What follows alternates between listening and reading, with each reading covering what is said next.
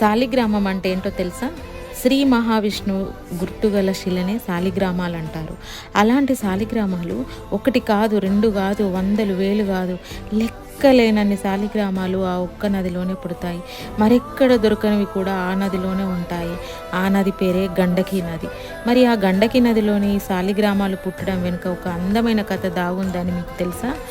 గండకీ నది నదిగా మారడానికి ముందు ఒక అందమైన స్త్రీ, తను ఒక అందాల వేశ్య. ఆమె అనుగ్రహం కోరి చాలా ధనవంతులు పరితపిస్తూ ఉండేవాళ్ళు. గండకి అందరినీ అంగీకరించేది కాదు. ప్రతిరోజు ముందొచ్చిన బేరం మాత్రమే ఒప్పుకునేది. ఆ రోజుకి అతనే ఆమె భర్త. రెండో మనిషికి, రెండో బేరానికి ఒప్పుకునేది అసలే కాదు. ధనం ఆశ చూపినా దరిచేరనిచ్చేది కాదు.